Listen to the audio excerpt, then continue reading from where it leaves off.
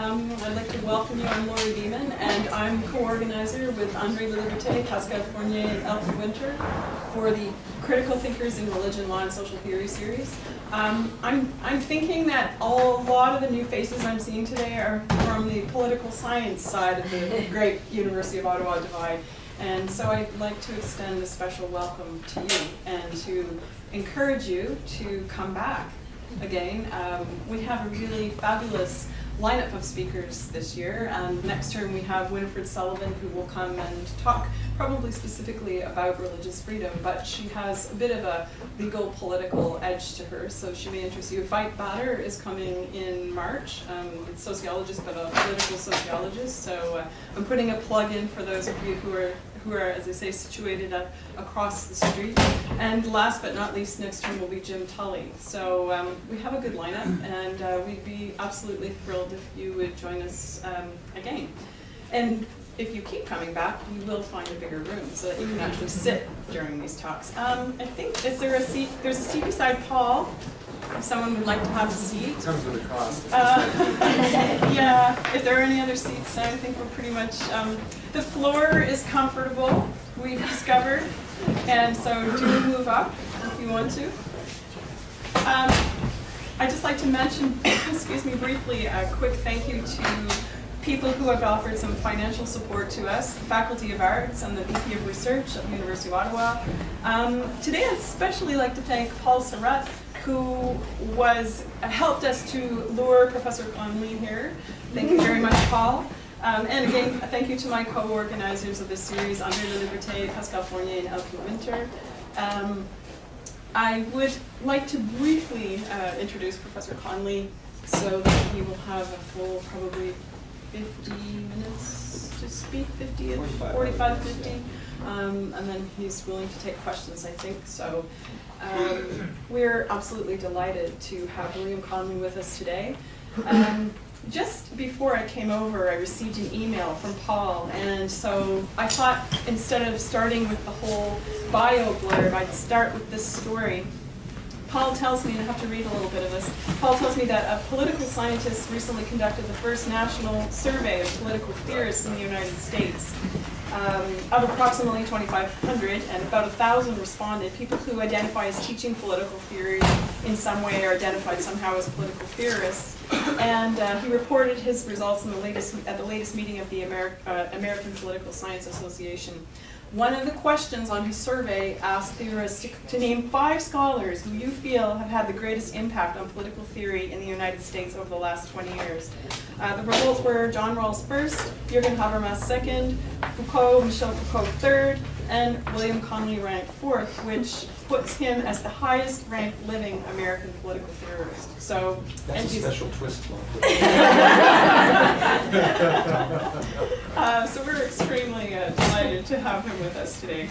I'd just like to tell you, maybe I'll just name a few of his books: Neuropolitics, Thinking, Culture, Speed, Pluralism, Capitalism and Christianity, American Style, and The Terms of Political Discourse. And I came to William Connolly's work through my friend and colleague Rebecca Johnson at the University of Victoria Law School. And because I'm an interdisciplinary scholar, I'm often surveying my colleagues and saying, what are you reading that's of particular interest or that has especially impacted on you?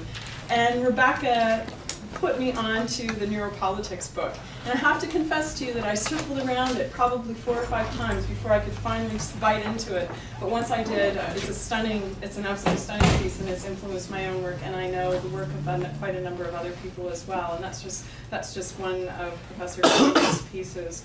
So Professor Connolly comes to us as the Krieger Eisenhower Professor at the Johns Hopkins University, where he teaches political theory. I've named his books, and he has a new book now in production, or finished writing, now in production, entitled A World of Becoming. So without further ado, I'd like you to join me in welcoming Professor Connolly.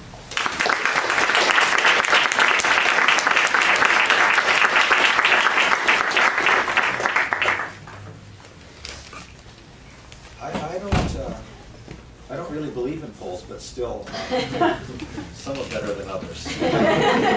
And my thanks to Professors Laurie Berman and her colleagues for inviting me to the University of Ottawa.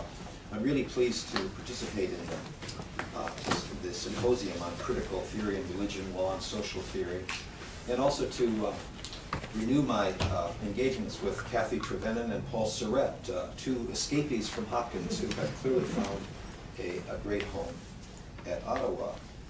Finally, I had a great time talking with theory graduate students and from other departments too earlier today. And so if I start to act worn down later in the session, they're the only ones to blame. But it was a lot of fun. This paper is chapter 3 in a book now in production with Duke entitled A World of Becoming.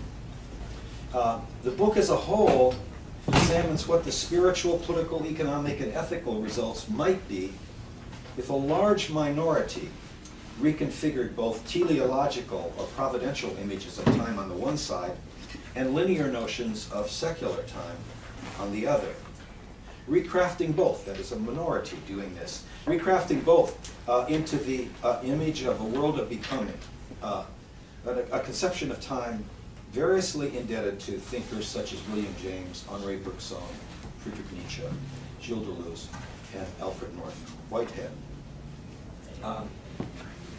In this chapter, I bring that question or that set of issues to bear on the recent work of Charles Taylor, with whom I converge on some issues while proceeding from a very different set of starting points.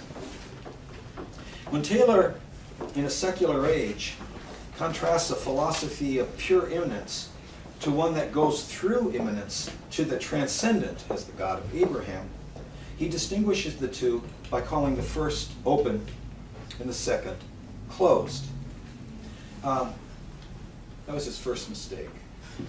There are immanent naturalists who fit that description, contending that in principle everything in nature is perfectly explicable to us through universal laws.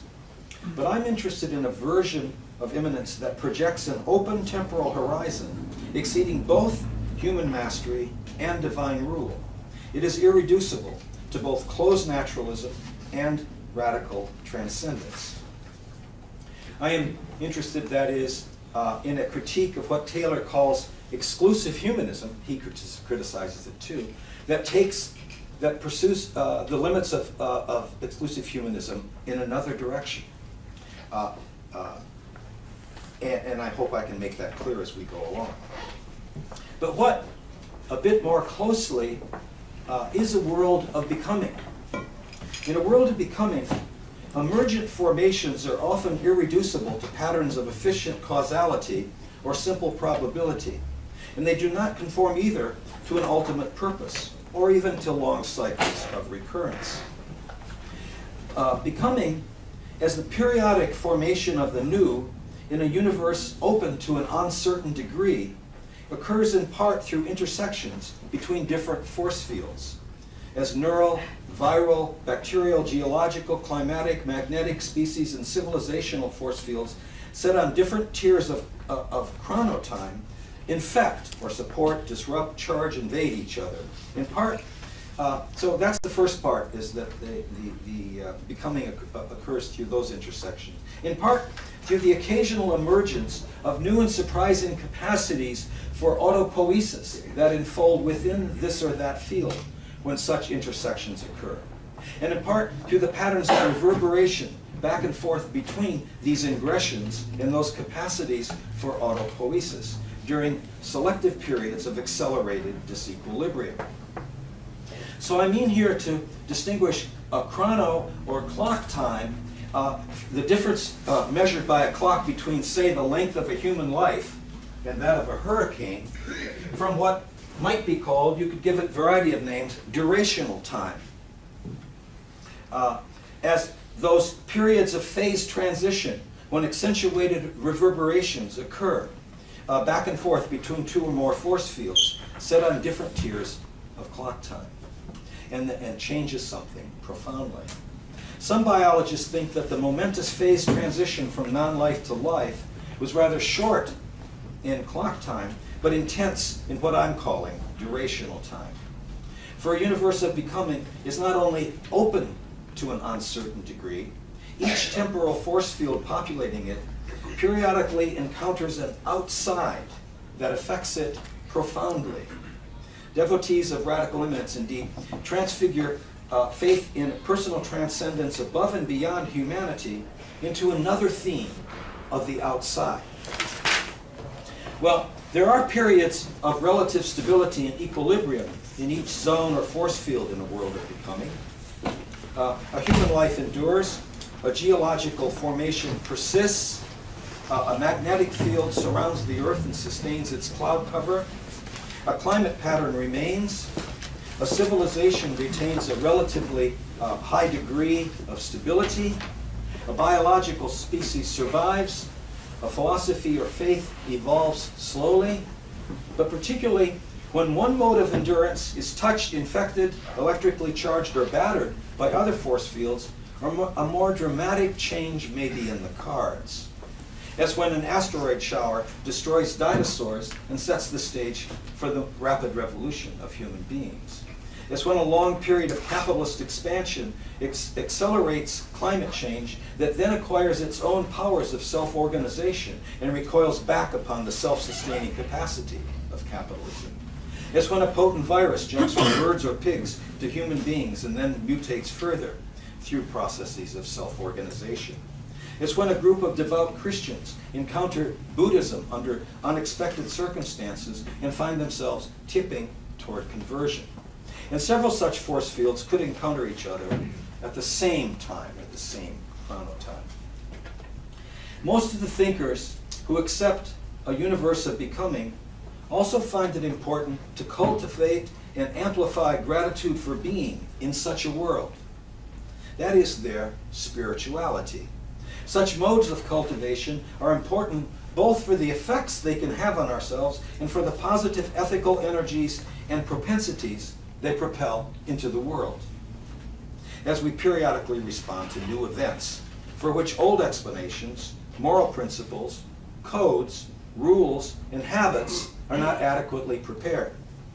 In a world of becoming, classical conceptions of morality are pertinent but insufficient to being. The same goes for classical patterns of explanation in both the human and natural sciences. It is a very modest philosophy being advanced here, about as modest as the ones that it's up against. So, consider two senses of the word transcendence. By the transcendent, or radical transcendence, I mean a personal God who creates, informs, governs, or inspires activity in the mundane world, while also surpassing the awareness of its participants. So, radical transcendence. By mundane transcendence, I mean any activity outside human awareness that crosses into actuality, making a difference to what the latter becomes, or interacting with it in destructive or fecund ways. Again, without being susceptible to full representation before the crossing. I do not confess radical transcendence, though I certainly have not disproved it. I confess radical immanence, replete with fugitive encounters with mundane transcendence. Now every specific field of immanence periodically encounters an outside that makes a difference to it. The first mistake Taylor makes in reviewing philosophies of immanence, then, is that he ignores the notions of openness, of differential degrees of agency in the world, and of the outside in the best or most magnificent philosophies of immanence. William James and Henri Bergson forge an important distinction between everyday operational perception, action-oriented perception, which is simple, indispensable to life, and presupposes linear time, and those periodic modes of fecund hesitation, during which they seek to commune with a limited God, and sometimes to help, through that communion, to help to bring something new into the world. Two modes of experience, each essential to life as they delineate it. Can those who confess immanence in a world of becoming also dwell productively in the experience of duration?